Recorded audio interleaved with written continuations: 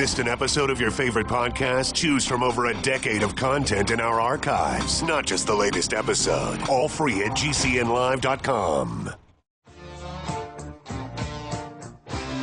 This is your call to action. Get prepared, America. Economy, survival, energy, disasters. This is USAPrepares.com. Informative radio, educational radio. Interact now by emailing instructor@usaprepares.com or text at 434-390-7953. Class, please take your seats. Now, your instructor, Vincent Finelli. Everyone all set? Cocked and locked. Here we go. Your dial set correctly to USA Prepares. Jason is engineering the broadcast in Minnesota. Rich Sheben's with us in Montana, as Amazon spells it. I'm in Missouri. Welcome, Rich Sheben.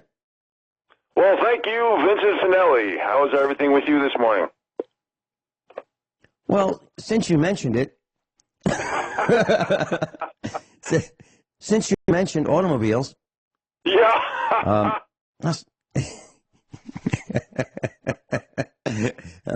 No, I do want to say something that I have observed something that I think is a very simple thing for a tip for our class. But what I see in the marketplace is horrible. So, for example, there are different kinds of antifreeze for each vehicle, and I have yet to see one where someone has flushed the antifreeze and put the correct antifreeze in for that vehicle. There are all types of antifreeze, and they are not necessarily compatible with the vehicle nor with other antifreeze. There's pink and blue and green and yellow and red and orange. And the vehicle manufacturers will tell you which ones you need. So what happens is, let me give you an example. So a guy bought a Toyota pickup truck, and the radiator was leaking. Brought it over here. The radiator had previously been patched with epoxy at least 3 separate times. And the reason I say 3 is I can see by the different colors of the epoxy that it was 3 separate times. But this radiator was a replacement radiator from a junkyard. So the original radiator failed. The replacement radiator from the junkyard failed, and then that one was patched 4 or 3 more times. So we're looking at 5 radiators or 5 failures. That's an enormous amount because the radiator on this particular truck is a couple $100. That's without labor, and that's without antifreeze, and that's without. So why did this happen? Because the wrong antifreeze was used. Now, in the north, it's called antifreeze. In the south, it's called coolant. So my recommendation is very simple. If you don't know and someone's worked on your vehicle or you bought it used, you probably have the wrong coolant or antifreeze in it. So look it up.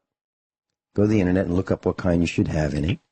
And if it's the wrong color, you need to drain it out immediately, because it will eat your heater core, which is embedded in the dash, and sometimes that's $1,000 worth of repair right there. It will eat your radiator, and it can also eat the heat exchanger for your transmission, your automatic transmission. Now, if coolant, see, the radiator's under pressure, let's say, 15 pounds per square inch. So if there's a little tiny pinhole in the heat exchanger in your radiator for your transmission, your automatic transmission, coolant will enter your transmission and destroy it very quickly. Very quickly. So now you're looking at a transmission, several $1,000s, and you're looking at a radiator and labor. So my advice is really simple. Check the color of your coolant. If it's not the right color for your vehicle, you need to flush it. And I wouldn't trust anybody to flush it. I would do it myself. And you can find the videos on YouTube on exactly how to do that. Rich, even any comments on what I just said? Well, I'll tell you something. I can go into a lot of detail with the little you just said, because you're talking about forced obsolescence. But when you talk about how suboptimal products can cause damage, that basically relates to economic 101. And, I love to talk about that. And basically, then we can talk about what is currency, how long is the Federal Reserve note going to hold value, crypto, gold. Basically, what we really need to discuss is bonds, yields, debt, because what it all boils down to is purchasing power. And the powers that be want forced obsolescence. They want less self-sufficiency. They want the people to be distracted, dumbed down, and divided. And before we even go into that, I want to congratulate. There's an article here, new Project Veritas drop. Current senior Google engineer goes public on camera and exposes Google. Greg Coppola, I want to personally congratulate you and thank you for your courage, because all these conversations that we're having, Vince, it doesn't matter what the topic. It could be financial, economic, social, political, discussions of political correctness. It could be gardening. It could be self-sufficiency. It could be off-grid living. It means nothing. If big tech does not get controlled by the people, their censorship, their surveillance, they are going to be directly related to election and voter fraud. I'm not saying that's slow to be condescending. I'm telling you that if big tech and the powers that be who pretend to be philanthropists keep controlling the system with this much corruption and manipulation, I don't care what discussion we have. It's going to be aristocracy controlling the serfs at every level. So what I would like to do today, Vince, and pardon the interruption, I probably have about 19 hours of stuff we can talk about, but I think it's really important to talk about what we could use as currency, as barter, and things of that nature, and talk about bond yields and debt and the Federal Reserve note. And what do you think about that? I'm all for it. And, it's happening right here in our little village. Our neighbors will show up and they'll have extra tomatoes. And they'll just bring them over. And we'll have extra cucumbers and we'll bring them over. And that's just, being neighborly. But then again, when our neighbor's in a jam, we'll run over and help them. Because that's the way it is. So there's the barter, which is, an unofficial, unregulated, unmeasured barter system. There's never been an agreement that, you give me tomatoes and we'll give you cucumbers. It's not like there's anything in writing or a handshake or even, it's not even discussed. It just happens. So there's that kind of barter, which I think is wonderful. And that's just plain old friendship, right? That's just being neighborly. That's the way it used to be in the 1950s and the 1960s. So we need to get back to that. But then there's, a more deliberate kind of a barter system. You do this for me, I'll do this for you, do that for you, and we'll do it without the government taking a slice of what we just did for each other. And I'm all for that. Mm-hmm. Oh, I totally agree. I mean, when you look at what definitions of word regarding economy really means anymore, there's so much ambiguity.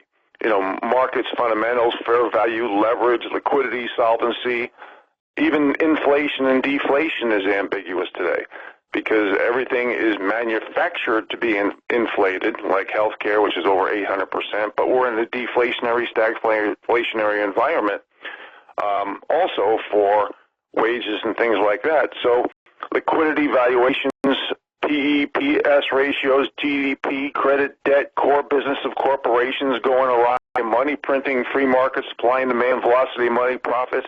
Everything's ambiguous, and everything is skewed against prosperity for the little guy. One example I use often is the gold to silver ratio. It shouldn't be 90 to 1. It should be 16 to 1. Everything is corrupt and manipulated in order to keep the little guy down. Now, I get a lot of questions, regarding currency, regarding value, regarding things like that. And, we can talk, and we've done shows on crypto and versus gold and things like that. And I could talk good and bad about everything. But when you look at all the I mean, Vince, I got emails that aren't getting to me. I got phone calls that aren't getting to me, and vice versa, that I can't get out to other people. There's so much corruption and deplatforming and shadow banning, and elimination of commerce with today's algorithms and the censoring and surveillance. The so-called free internet is totally in jeopardy for decentralized anything. The aristocracy, basically big tech, sold out the little people. So power, money, and control is not just an addiction, but the hacking, the cookies, the computer viruses. Facebook, Google, Amazon has billions of dollars of contract with the CIA alone for cloud services. That's why we need whistleblowers like Greg Coppola, and we need to put people like that in the hero column, because we're in an environment where we've actually exported inflation, imported deflation. But if we keep feathering the nest regarding money printing and subsidies and special interests and lobbying and PACs, all going to the too big to fails and too big to jails, the little guy is going to get inflationary pressures on everything from housing and stocks and rents and transports and food, water, healthcare, college, insurance, taxes, lumber, all the things that the little guy thinks that they need is going to go through the roof, with the deflationary pressures coming from robotics, automation, artificial intelligence. So these unsustainable headwinds of future rates of growth look bleak. We have to stop thinking growth and GDP for happiness. When you look at the global and the corporate and the household debt and the government promises and the demographics, the credit situation we're in, the pensions, the valuations, the greed of the status quo, putting everybody in a caste system but themselves. I just see a big disaster coming, and it's not emotional opinion. It's math. So what we need to talk about, everything we talk about, Vince, whether it be cars, whether it be suboptimal products, destroying your cars, which cost a lot of money, whether it be savings, whether it be buying a house, whether it be getting out of debt, it all boils down to commerce, currency, and things like bonds, yields, and debt. Now, as long as basically what we have is a crime scene for the bottom 93% of income earners. And as long as the powers that be put money into buying stocks printed out of thin air, which they often go into debt to do that, aka stock buybacks, and not reducing debt and interest rates, the middle class is going to become more and more extinct. I mean, the fact that we have a rising stock market on lower volume doesn't make any sense. So as long as we continue with this U.S. Treasury Federal Reserve Ponzi scheme and they stop buying our debt, aka bonds, everything collapses. Remember, I know a lot of people are talking about normalizing interest rates. You got to remember, we have so much debt, not just corporate debt, but debt on our deficits and national debt we can't pay the interest on. We'll talk more about that. Rich, hold that thought. Alan in Indiana will be right with you. Rich Sheben's with us, offgridmontana.com. Alan in Indiana, welcome. You're on with Rich Sheben. Yes, how you doing? Yourself? Yeah, you were talking about automobiles. I've been trying to call in for about a week now. I wasn't. Rich Sheben was talking about them. Oh, okay. Yeah. Anyway, about rust. Yeah.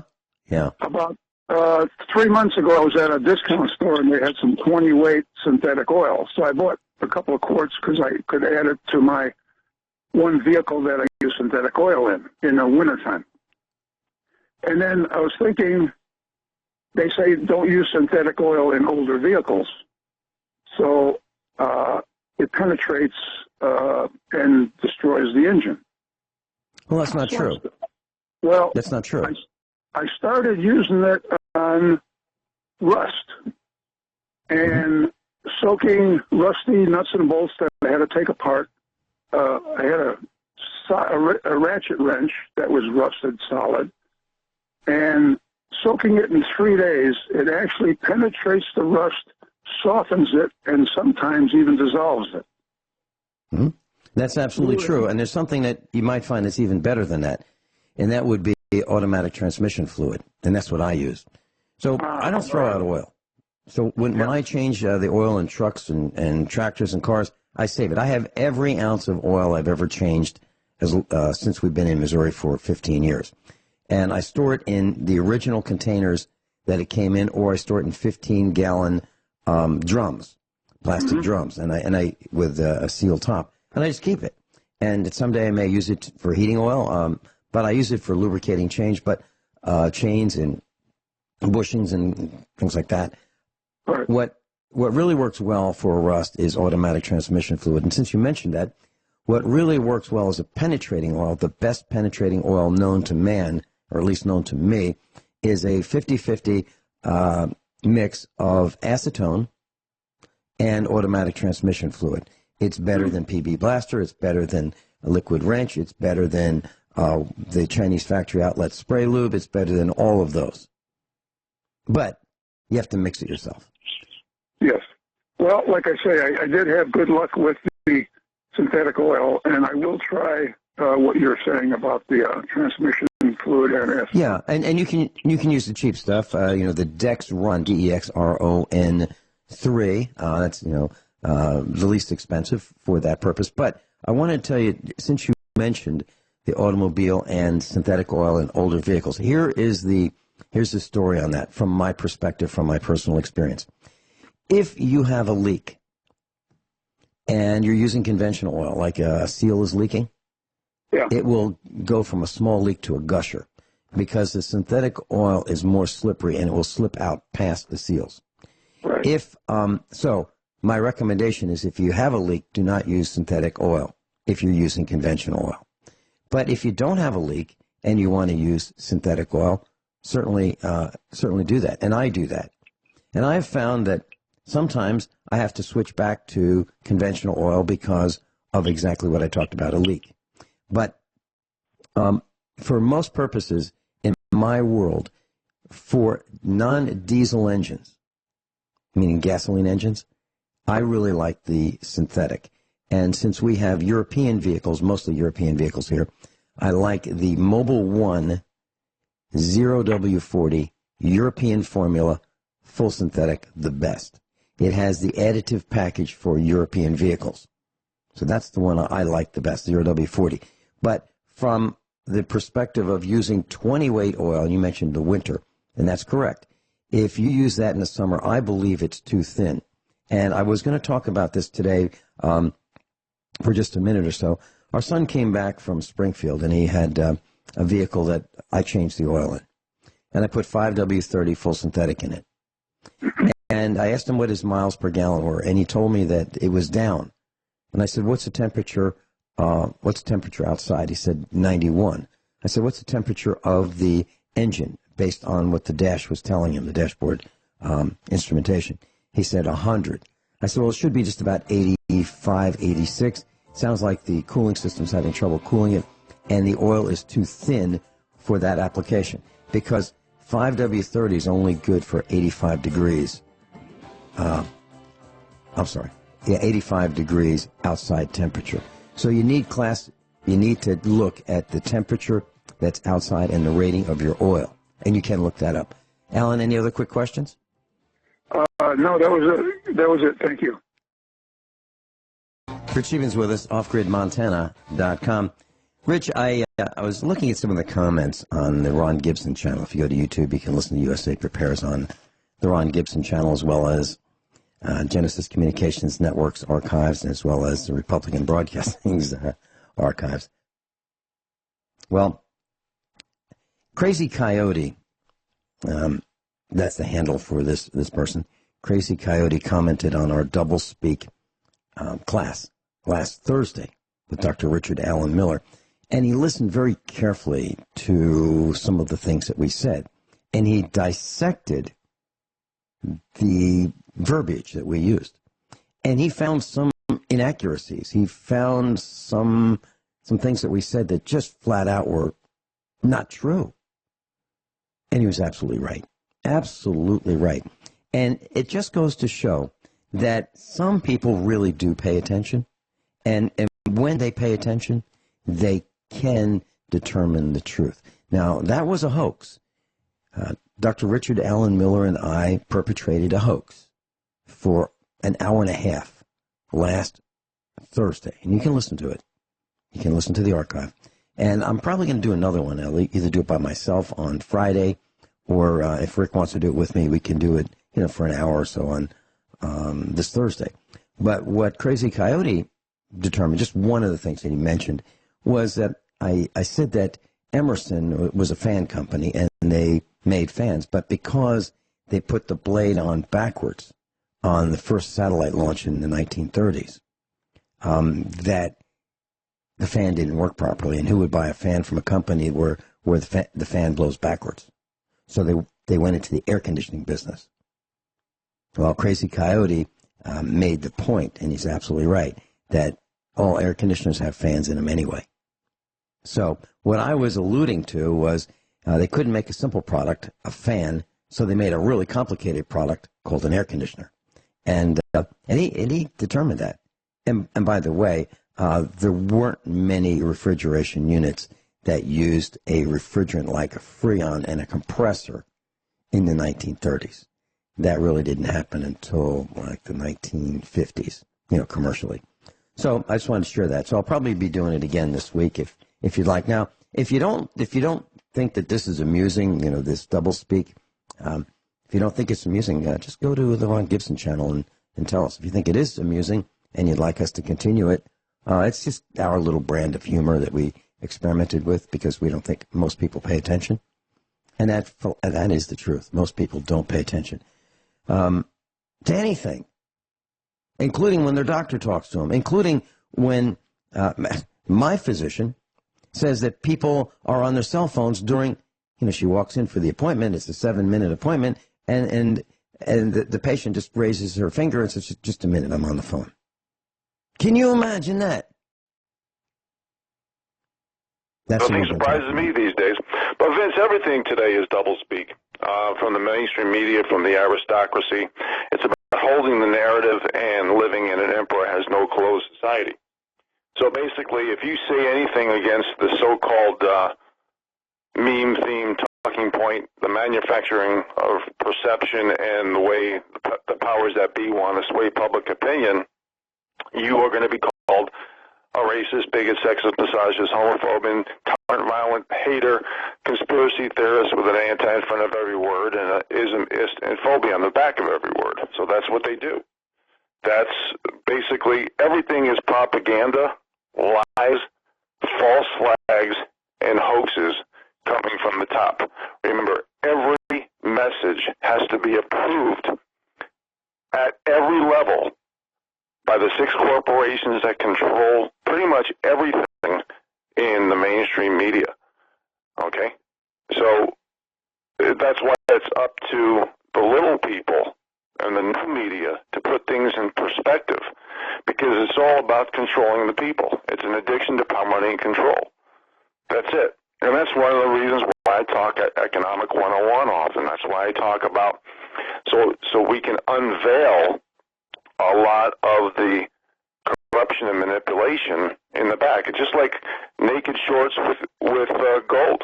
I'm a fan of sound money, but as long as we don't separate the paper price from the physical price, we're going to have corruption. It's the same and it's the same thing with some of the things I was saying regarding the cryptocurrencies. I'm also a fan of those too, but until we get rid of the computer algorithms and the censorships and the surveillance, the deplatforming, the shadow banning, you have to throw a question mark out there too. And you have to ask, with gold, how can we have low interest rates with a gold-backed currency? Right now we need low interest rates for the little people. Now, I know it doesn't make sense, but we haven't been in a supply and demand free market capitalistic environment for years. They say use the term crony capitalism. We're not even close. Nothing is making sense. Like I mentioned those words earlier in the show, all these words have been changed by definition. So many words are now politically correct buzzwords like equality, fairness, tolerance, diversity. Pardon me. They mean nothing. So what we need to do is reduce interest rates and reduce debt. Debt is our biggest problem. Corporate, household, the bottom 93%. So when money should go into bonds, which is AKA debt, refinance at the long end. In other words, get the long end of the bonds down. Okay, the number one country people want to live in is Switzerland. Even they have a 50-year bond that's negative. I know it makes no sense, but does quantitative easing make sense? Does stock buybacks, which used to be illegal, make sense? Everything is done to save and bail out the big guy. So if we get more cheap money loans until no one should get cheap money loans until their original debt is paid off. 80% of people are in debt. 13% are savers. The top 7% really don't care. So they always say, well, the bond market crashes first. Well, that's the way it's been. But what if we separate the bond market and stocks and eliminate, we have to stop subsidizing the stock market for sure. And if the Treasury bonds go, which is our federal debt, then so does America and so does our dollar until we have a plan B in place. So as long as we keep subsidizing zombie/junk bonds, which so many have been now rated into triple B, which is basically, the precursor to junk bonds, we're subsidizing more wealthy. It's more welfare for the rich, just like money out of thin air, fractional reserve lending, stock buybacks. It's all money for the rich at the expense of the little people. So if the 80% of people who are living paycheck to paycheck with no savings, how is higher yields or higher interest rates going to put money in their pockets? Let's say we have a 6% yield, okay, on the short end of on the federal funds rate. It doesn't matter. Let's just say it's 6% across the board. If 80% of people have no savings because they're in debt, how is that going to help them? If we had negative interest rates and we reduced debt and just got it down there, even for a short time, so all the little people can refinance, all these corporations can refinance, but you can't use the cheap money to get more debt out until you pay your existing debt. We've allowed greed at the top to eliminate logic and common sense and opportunity for the bottom 93%. So, it just, I know NERP and ZERP make no sense, zero or negative interest rates. But how are we going to get an economy that's churning when 80% are about to go into default, delinquencies, and bankruptcies? Now, if we refinance those debts for cheaper payments, we have to admit that the whole globe is in a deflationary, stagflationary environment. And as robotics, automation, and artificial intelligence continue to take over, it's going to be worse. Debt is deflationary. So if interest rates go up, you're going to see trillions of dollars go into bond defaults, delinquencies, bankruptcies. And it's going to shoot through the moon for the little people, all costs, all prices. And the wealthy is going to thrive on higher interest rates, and they're going to buy up everything for pennies on the dollar, which has happened over, if you read history. So sending insolvent corporations and households into a depression if we raise interest rates.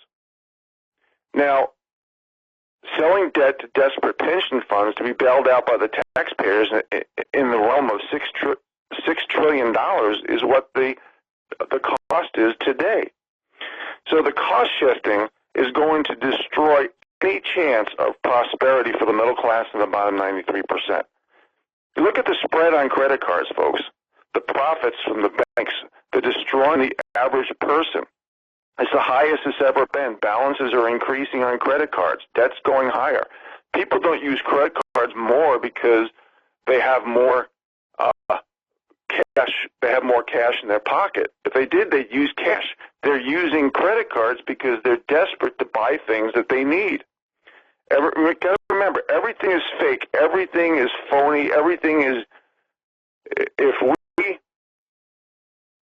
we have to look at what's legitimate today. But now regarding, I'm going to go off into little tangents as I go here. But if we go into a cryptocurrency and it is centralized, controlled by the banks, controlled by the governments, it's going to be worthless to little people. Absolutely worthless. If big tech doesn't surrender its power to the people regarding surveillance and censorship, it's going to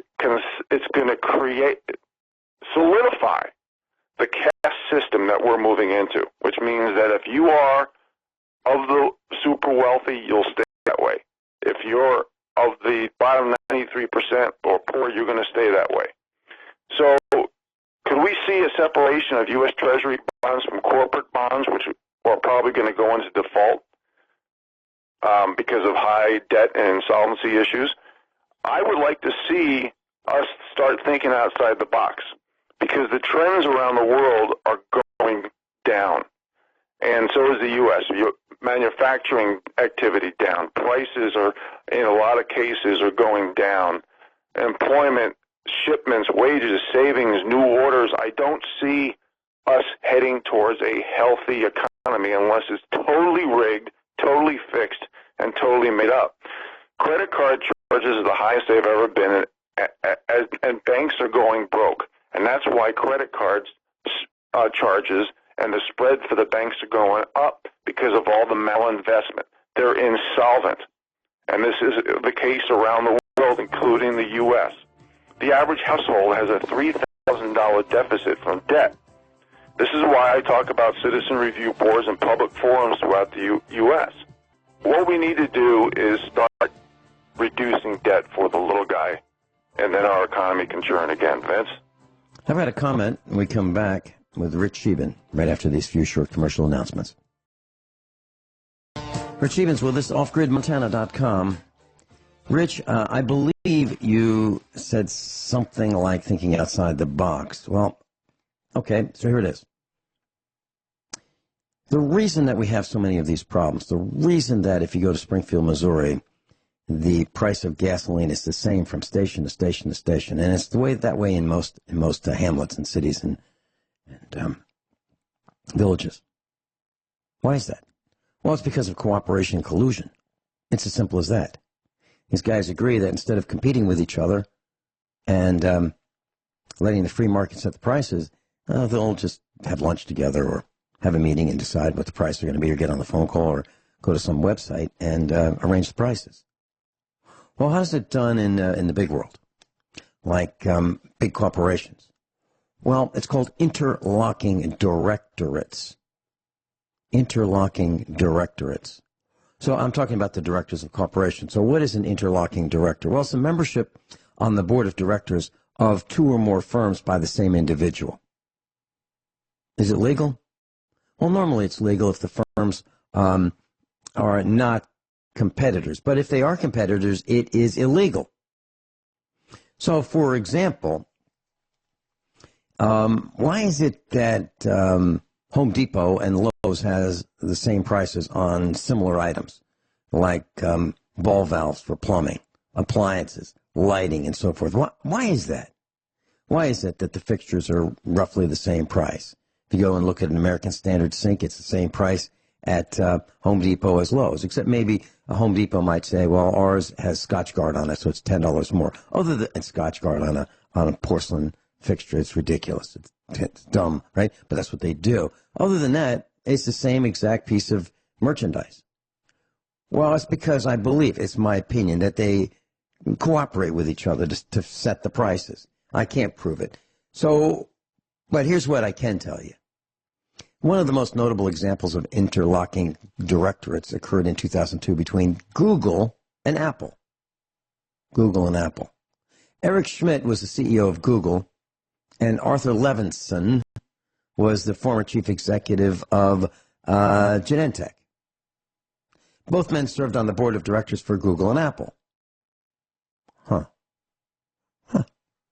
Sounds like these guys are cooperating with each other. And if you look at the corporations who are doing really well, and if you look at why is it the price of a phone plan for T-Mobile and Verizon and U.S. Cellular, why are they all very similar in price?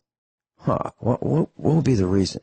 Could it be that they cooperate and collude with each other? Well, I would have to say the answer, in my opinion, is yeah. So that's how we got here. Cooperation among competitors. Cooperating with each other to set the prices so that they really don't have to compete. They're all in it together, and they'll all share in the wealth. Rich Scheben, any thoughts on that? Well, basically what you're talking about is that we don't have any antitrust enforcement. What we have is fascism. What we have is, the government's going to bail out the big guys. If you really want to make money today, folks, start a pension fund, and you'll probably get a government bailout. As long as we have cooperation between the big corporate oligarchies, which basically eliminates all the small business, eliminates the mom and pops, because the mom and pops can't compete with the corrupt world and many other things as well, and we have big government backing them up. It's kind of like Monsanto, where, for years they weren't allowed to be sued and they were protected by Congress. It's kind of like, Nestle pulling out got a $500 permit and stole 27 million gallons of water from California, when they were saying the people from California couldn't harvest their own water. Or it's, Carlos Slim, who owns the New York Times, who's a Mexican citizen, made a fortune on Obama phones. It's Bezos at Amazon getting paid $1.50 from taxpayers for each block shipped.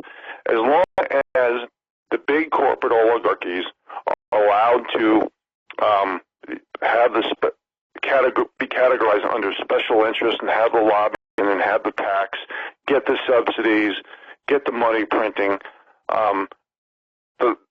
the little guy is going to continue to deteriorate.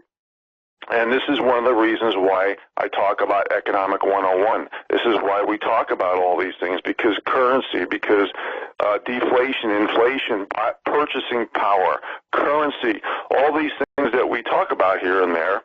And unfortunately, I have to shortcut everything because I don't have enough time to talk about things. I try to go into as much detail and specificity as I can to keep my message in context, but sometimes it's really difficult because of the lack of time.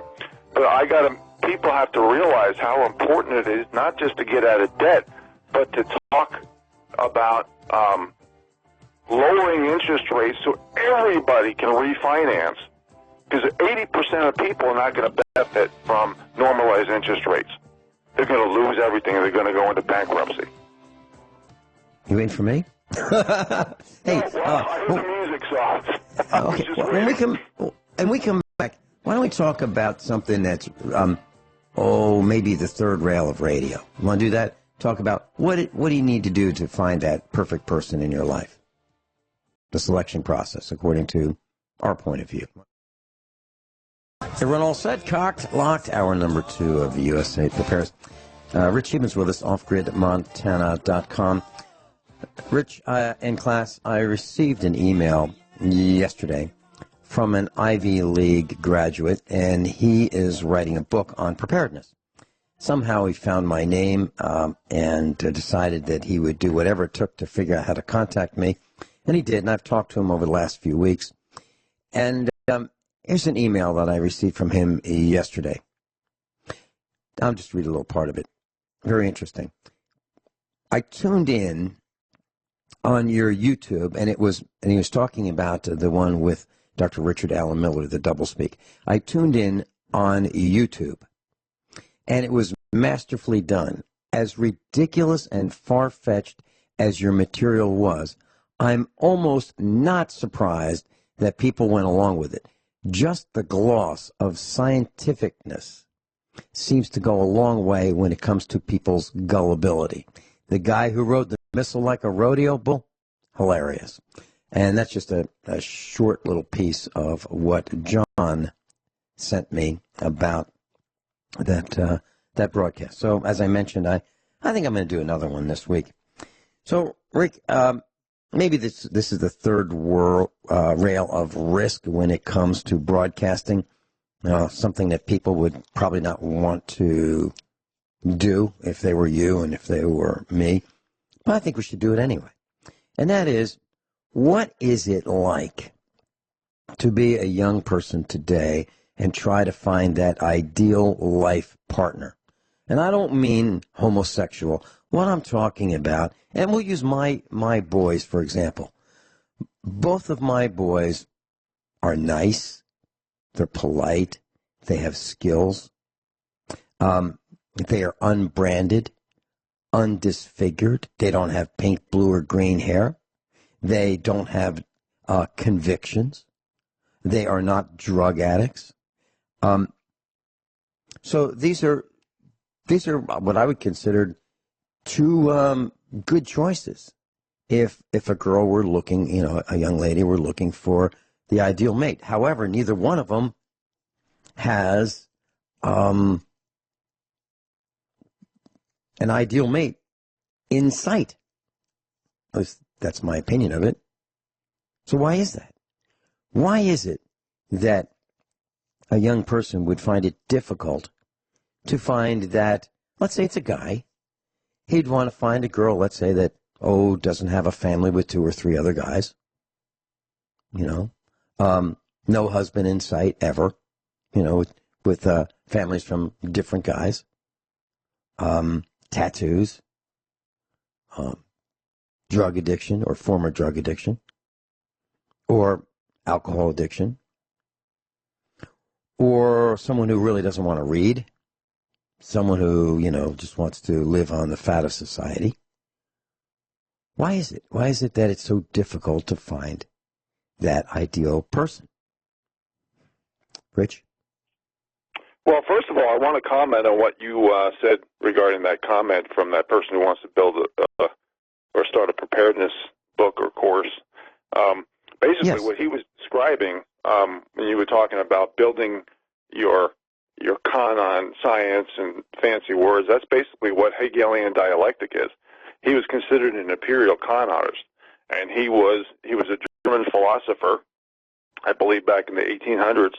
And I could stand corrected. I haven't read about him in a long time, but going by memory, what he did was he would use all these fancy terms and science terms and economic terms, and he would build his first platform on facts, but didn't tie it to his conclusion.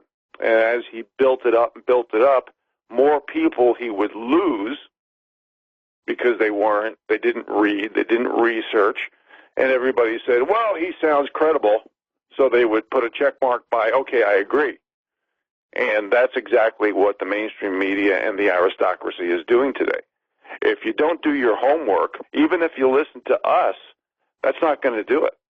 You have to do your own reading, your own research, and especially, I'm speaking for myself now, when I prepare for a show, folks, I have so many pages of stuff.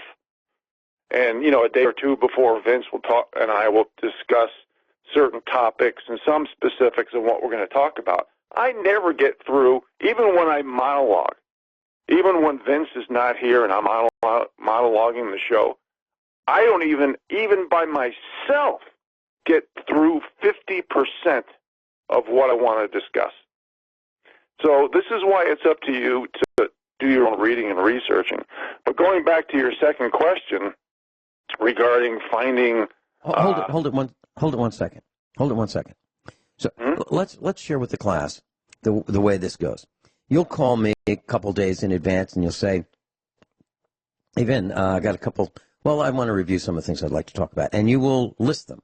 Boom, boom, boom, boom, boom. Go right down the list. And what do I typically say? Well, when I monologue, the first thing you say is... No, I don't mean that. I mean, when you call me and say, I'd like to talk about these specific articles, Okay? Right? Doesn't it go like this, that I say... Or discussions of certain topics, or they could be economic 101 issues, it could be political correctness issues, it could be so many, it could be political. I do go boom, boom, boom. Yeah. And I don't I normally say, I'm good for all those because I'm up on all those topics? Isn't that what happens? Oh, absolutely. Absolutely. But don't you also agree that we never get to discuss the great majority of things that we want to discuss in the 2-hour period? It just doesn't happen. Right. Well, no, absolutely. Yeah. Absolutely. And When I have an opening... so much in order to deliver the right context, but mostly to share information to get people, so people can understand how we're being distracted, dumbed down, and divided as groups, and to give ideas and solutions on how to combat that at the same time. And it's very much a challenge with the amount of time we have. Right. And so what I do is when I have an opening, if I have an appointment or something, I will check with you and see if you're available to take the broadcast, and you can do 2 hours all by yourself, and then you still run out of time. So it's not always my fault, right? Close. I don't even come close, because it's hilarious. If you saw the notes I have, I mean, my home is a fire hazard with the preparation I've done over the last, 7-8 years of doing radio, and it's almost hilarious because I feel so obligated to our listeners to give information that they could use. And I see the debt levels, I see the despair, I see the lack of opportunities because of what group you have to be from today regarding your skin pigmentation, gender, sexual orientation, religion, et cetera, et cetera. I see the race baiting. I see the powers that be wanting to create a civil war. I see the powers that be addicted to power, money, and control, and they're using big tech to censor and surveil us. And that's why if big tech wins, folks, if the aristocracy wins, forget about freedom, liberty, forget about you're just going to be told what to do, what to say, how to live, and who to do it with, and where to do it for the rest of your life. So this is why it's so important to do your own reading and research and do your own homework, but most of all, have the courage. Just like I mentioned Greg Coppola at the beginning of the show, the Google whistleblower. We all, if you're listening, if you're from the FBI, the CIA, the DOJ, any of our intelligence agencies, anybody in the White House, the Pentagon, you have to start sticking up for the little guy. And it's got to be based on principle, which is fighting for truth, which is the same rules, laws, and accountability for everybody. And if we don't have that, we will not have a nation anymore. And this is why the powers that be are trying to keep everybody down. They're trying to foment hate. They're trying to make it so we are infighting and creating chaos against one another. The elite are making us poisoning us against ourselves. And we have to rise to the occasion and say no more. We have to draw that line in the sand and say, okay, what ideas and solutions can we talk about? Because, Vince, I listen to a lot of talk radio, and and we talked about this the other day. What percentage of talk radio, because I know you listen to some shows also, really talk about ideas and solutions? Well, none, except I believe this one, and I really mean that. What we have tried to do is teach people how to think. We tell them a few things that are happening. We give our opinions and ideas and concerns and what to do about it. Other than that, I don't know of a single broadcast. I would say that we're in the junior varsity league here at USA Prepares, where you've got the big names like the Rush Limbaughs and the Sean Hannitys. What do you get out of that? What? After listening to those guys for an hour, repeat every 8 minutes what they just said, what actually can you do with that information? What can you do? Literally. And my take on it is not too much. But here, we talk about things that you can use and can follow through and can learn more about. We talk about observations, things that we see firsthand, that we think is important enough to discuss on national radio. And we think it's so important that we all volunteer to do it. It's not like, oh, I got to go to work because we got to earn the money. There's no money here. None. As a matter of fact, it costs us money to do what we do. If Rich wants to broadcast with a better signal, he's going to have to buy better equipment. If I want to do it, I've got to buy better equipment. And where does that money come from? My wallet, Rich's wallet, Norm's wallet, John Regan's wallet, Guineith's wallet. That's where it comes from. Dr. Richard Allen Miller's wallet. That's where it comes from. So let's talk a little bit about what would it be like trying to find that ideal girl or that ideal guy in today's world, someone who has not been brainwashed by the media. Mike Ma went to China. He's Chinese. Well, half Chinese. He went to China to see, couldn't find the right gal here. He's a really bright guy. And he's a kind person. And he wanted to find, the Mrs. Ma of his world. Couldn't find one here, so he went to China. And he came back, and what he said was that they're so brainwashed there that they don't know how to think. So no matter what they look like, it wouldn't work because their mind wasn't right. No kidding. So, I look at our boys, and they're trying to find the right person, and it's darn near impossible. As a matter of fact, I called up Marty Barrett. I was talking to her on the phone. I said, "Tell me about your twins." And she said, "Well, neither one has a boyfriend." I said, "Well, bring them over." Bring the whole family over. Rich Scheben, you asked a very interesting question about other radio broadcasts providing solutions. Well, ever since we did the broadcast last Thursday with Dr. Richard Allen Miller about doublespeak, newspeak, our ratings have gone up. And I'm just going to tell you who we're ahead of right now on the internet. Okay? We are ahead of all of these broadcasts right this moment, live on the internet broadcasting network, if you will. WTOP News out of Washington, D.C. WNYC, New York City. Let's see, I'm going to name some famous names. Let's see, I'm going up the list here. Morning Edition, that's National Public Radio. CBS News Radio. BBC Radio. WINS, which is news radio all the time, 1010. Let's see. And some others, okay?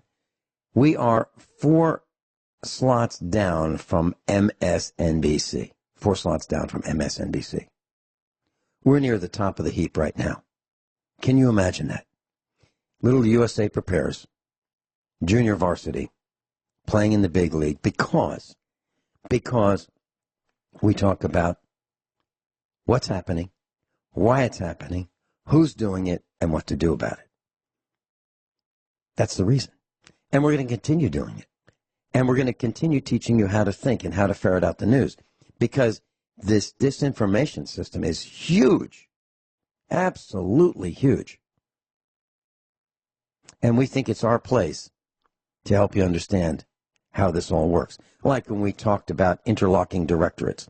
When was the last time that you heard any broadcast talk about interlocking directorates and the corruption they're in? And how they work. And who's involved. Like Apple and Google. So, Rich, let's go find the boys the perfect mate. Is it possible? Do you think? Well, first of all, you do what I do. You go off into little tangents, so I have to comment on what you just said before we go back into your original question. Okay, all right. Okay, first of all, the reason why you are ranked number 3 for GCN and the only one on RBN broadcast is because we all stick up for the little guy. That's what we do, okay? We try to give information. We try to not be politically correct and honeycode it. We don't stick up for any group. We agree to being judged through hard work, effort, proven results, and qualifications, which is what built America and made it great. And I think people recognize that because people realize that, especially a lot of the big names, they do a lot of talking, but they don't give a lot of ideas and solutions, if any. And they tell certain people what they want to hear. And the reason why they're big and they have big names is because they continue to feather the nest of the elite, and they don't talk against them. In other words, they don't stick up for or help the little guy.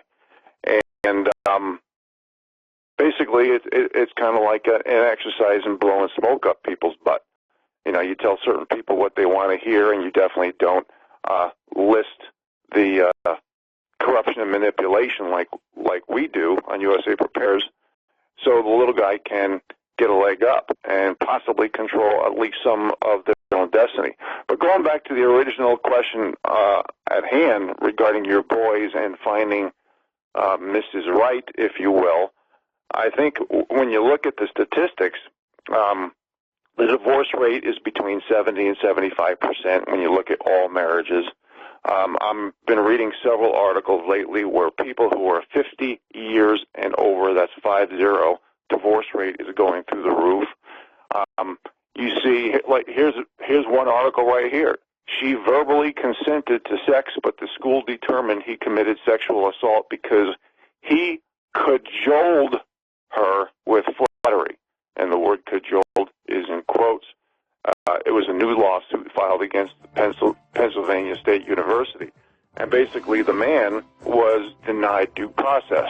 And they're using terms like John Doe. I don't know who they are, but the man in the picture, they don't show his face, but he's a black man and it's a white woman. And that shouldn't have anything to do with it. But basically, if you're a man, you are denied due process. You don't have rights. And it's getting to the point where you're going to have to prove adult.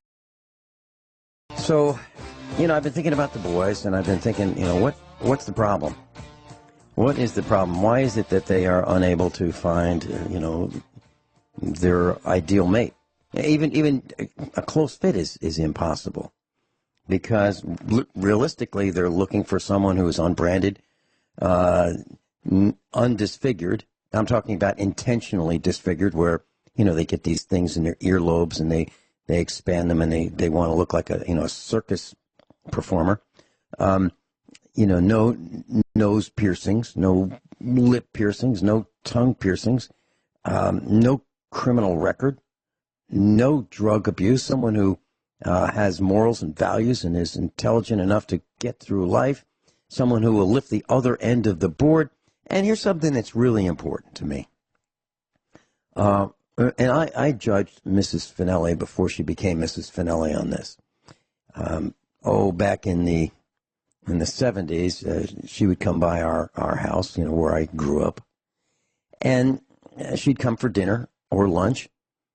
And or she'd be there on the weekend, and my mom would be vacuuming the house. And what my wife did before she became my wife is she would grab a dust cloth and help my mom dust the house. If I were working on the car, she'd be under the hood with me, helping me work on the car. Today, 40 years later, she's under the hood with our son, under the car that's on the lift. She's helping him. Yesterday, she helped him take apart his transmission. Well, actually, it was my transmission. It's all apart in the shop. And I know this afternoon while I'm doing something else, she and our son are going to be putting my transmission back together. It's in a million pieces. I know she's going to do that. And that was one of the things one of those unofficial tests that she had to pass in order to become my wife. She had to exhibit the willingness to participate in what the family did. And if the family was eating, well, why should my mom have to do all the work? Why can't the rest of us help her?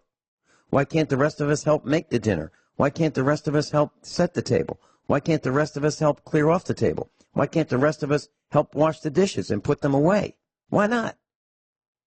Now, when I went to my wife's house where she grew up, before she became my wife, if their parents had a problem with the dishwasher, I would fix it. If they needed plumbing installed to their new dishwasher, if they bought a new one, I would do that. I would fix their cars. I was on their roof, fixing their roof. Did anybody say, listen, how much would you charge for to fix our roof? There's no discussion like that. I was glad to do it. I'd climb right up on the roof, patch the roof, put down the shingles, whatever it took. Go up in the attic, find out why the antenna for the television wasn't working. Tune up the television, with the controls, the settings on all those potentiometers on the back, replace the tubes, do all that stuff. Did anybody ask me? No. The television didn't work and I happened to notice that. I'd say, I can fix that. Would that be okay? But that doesn't happen today. So where are my children going to find someone who is like Mrs. Finelli? Rich, even you've met her. Am I exaggerating about what she's like? No, but you're coming, and I'm not trying to play devil's advocate. Okay, maybe I am. Your wife came from a different era, okay? Now today, I don't know how much you heard because I was talking over the break and I did not hear the music play. But did you hear me talk about that article about she verbally consented to sex, but the school determined he committed sexual assault because he cajoled her with flattery? Did you hear that? Well, I cajole Mrs. Finelli with flattery every day. I know. Multiple times a day. I say, give me a few minutes to share with you what men have to deal with today. They don't even have the due process. That's what this article is all about. The discrimination against men has no restitution is a different way to put it. Basically, the divide and conquer strategies of man versus women is sanctioned by the elite to divide the American people. Not just to divide them, but to make sure that population does not increase, okay? That's one of the bottom lines that the powers that be have decided they have to do it. Look at all these feminists with all the millions of gold diggers and mistresses out there that you don't even hear. You hear crickets. You have examples of, I think I've used this before, 65-year-old Harvey Weinstein, or Weinstein, whatever his name is. He's got a couple of 20-year-old girls hanging on each arm. Is it because he's got a great physique, a great personality, wit, charming humor? No, it's because he has money. And people don't, and the feminists don't say anything. Stormy Daniels, she's been put on a pedestal, and she's basically, the feminists will say, oh, bad, heterosexual sex is bad, but yet they put a porn star on a pedestal. You can't be drunk on the Kool-Aid of political correctness and tell people how to live a certain life when you're not practicing what you preach. That's not having courage in the land of the free and the home of the brave. And then you got pedophilia groom gangs everywhere. So men are thinking, man, do I really want to have a kid under these circumstances? We're allowing the murder of babies after birth and up to birth. I mean, it doesn't even make sense. I mean, if we can't stick up for our old and young, then forget about it. There's no future. And how many websites of college girls who are sugar babies looking for basically money? Now, I'm not judging anybody who says this, but when you have all these feminists saying, like this article right here, where two people had adult mutual consensual sex, and they don't even talk about all the pedophilia going on in this country, and then the school says, well, he's committed sexual assault because he cajoled her with flattery. I mean, if you're going to have sex with somebody, what do you say? Hey, baby, I love your flabs of fat. Oh, man, I'm really liking that butch haircut. You betcha. Oh, yeah. I mean, we've gotten to the point of stupid. And when women say that every well, the feminists say that every woman should be believed. It all depends on what group you come from. If you're Bill Clinton or Keith Ellison or Cory Booker, doesn't matter. How about all the women who said for decades on TV, on radio, on newspaper, this is my starter marriage? And the guy knew he was going to lose everything financially. How about all the 80 million women who bought copies of Shades of Grey? And for those of you who don't know what that book is about, well, I'm not going to tell you. Even though I think most of the audience knows, I think you should look into it.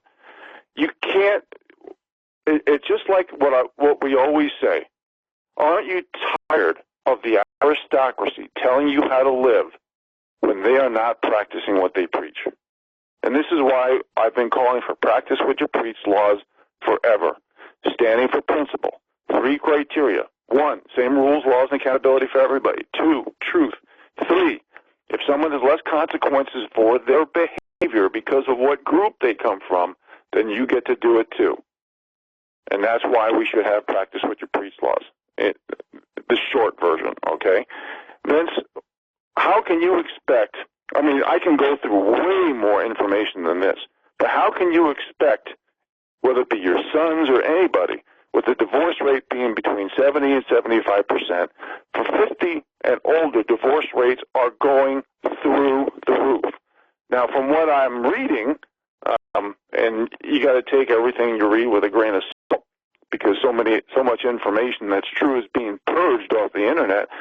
But the biggest reason is one partner, when they reach 50, whoever that may be, the man, the woman, or whoever. I mean, people are marrying inanimate objects like computer. They're marrying pets. They're marrying farm animals. They're marrying. I mean, it's gotten to the ridiculous.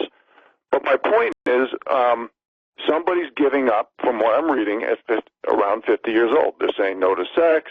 They're letting themselves go. They for some reason, there's certain excuses that they don't have that same intimacy that they had back when they were younger. Now, I'm not trying to blame anybody. I'm not pointing a finger. I'm not making excuses. I'm just saying that when one person gives up, a marriage is a team effort. And, you know, if you don't have that intimacy because one person gives up, and maybe they don't want to have sex anymore, maybe they just, you know, got too heavy, whatever the case may be, like these articles are saying, you're going to have a failed marriage.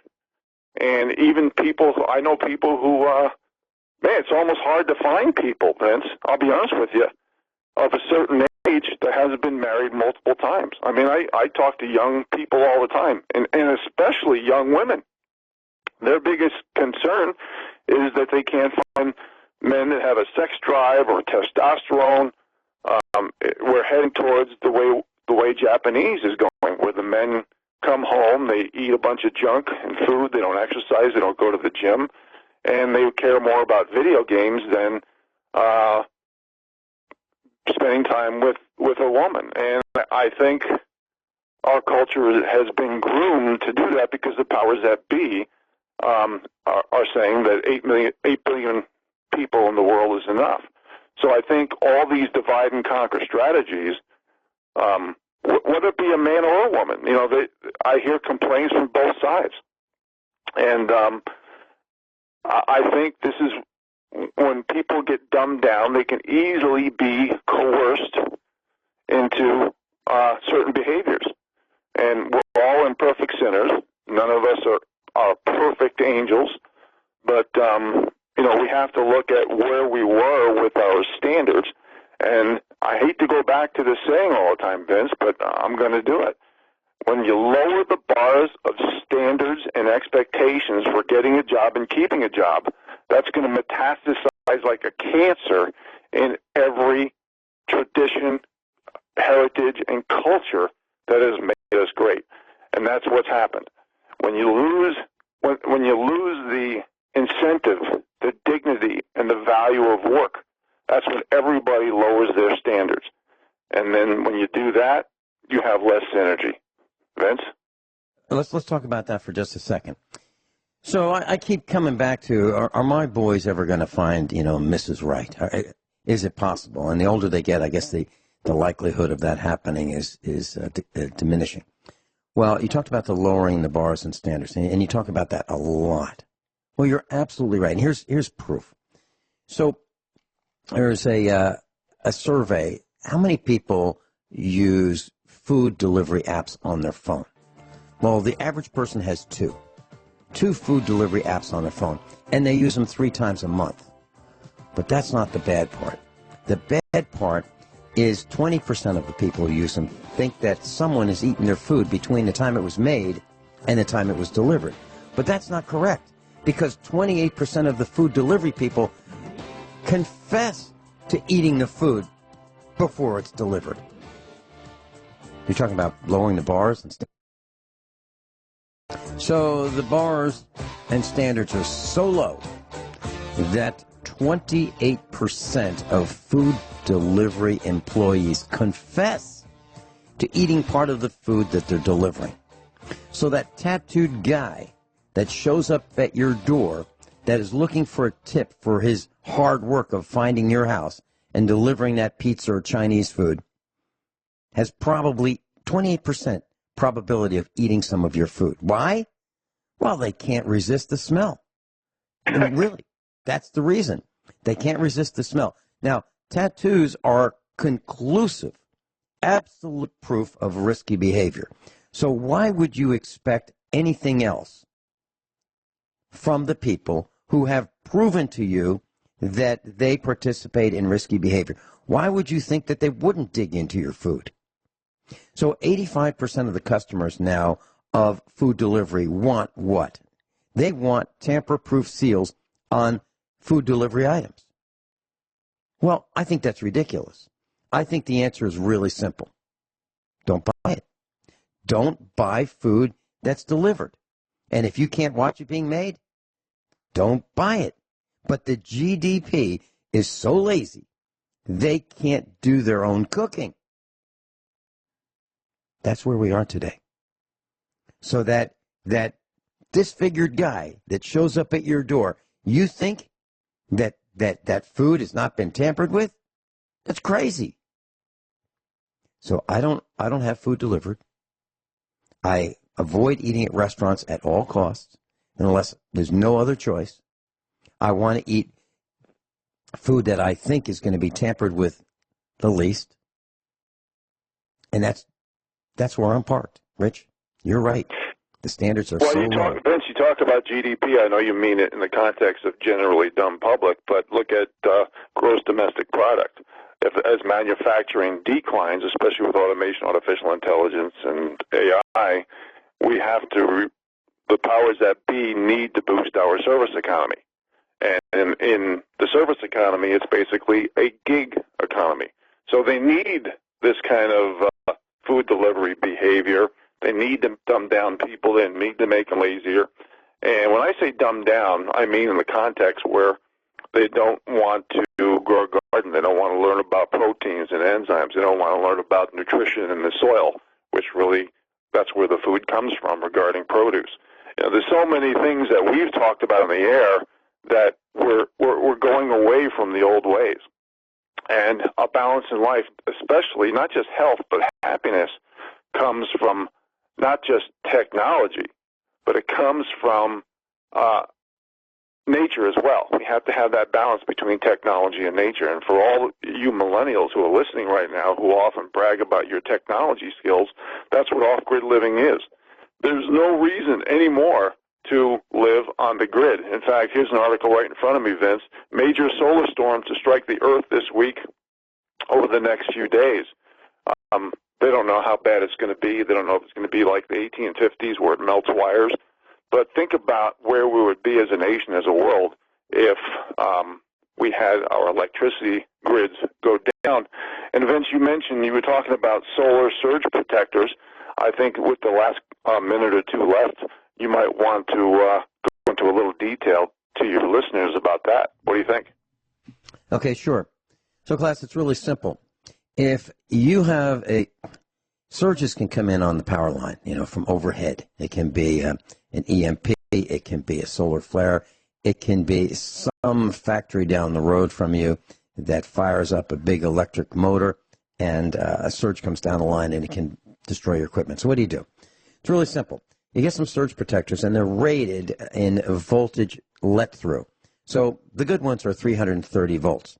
That means that they will let through up to 330 volts on your 120 volt alternating current receptacle. Okay? Seems like a lot, roughly 3 times. But if they clamp down to lower, something like 200 volts, the unit will sacrifice itself and blow out very quickly. So the good ones are 330 volts. Worse quality would be 400 volts, 440, 500, 600. The higher the number, the worse it is. The best ones I found are from American Power Conversion, APC. They're the ones that I really like the best, and I've used them since the 80s. I've talked to their engineers, and I've standardized on them. So here's what you do. You get them, and you plug them into your household wiring as close as possible to your breaker panel. And the reason is it will attenuate those surges because electricity is lazy. It likes to go to ground first. Okay? That's what it likes to do. So the closer you are to your electrical panel with a surge protector, the better your protection is going to be. And that works. And you can get a whole house surge protector, little circuit breakers that you can plug into your panel. There are YouTube videos on how to do that. It's going to cost you about $100. I have them all over the place. We have probably 7 sub-panels in our farm, and every one of them has a surge protector on the breaker panel. And on the main breaker panel, it's got another one. So we have probably 4, 5, 6 levels of surge protection for most of the outlets in our farmhouse, and they absolutely work. So you can do that. And if you want to do a broadcast on that, I can dedicate a whole broadcast, or at least an hour, on how to do it. Rich Sheaven, thanks so much for being with us. All right, class. See you tomorrow.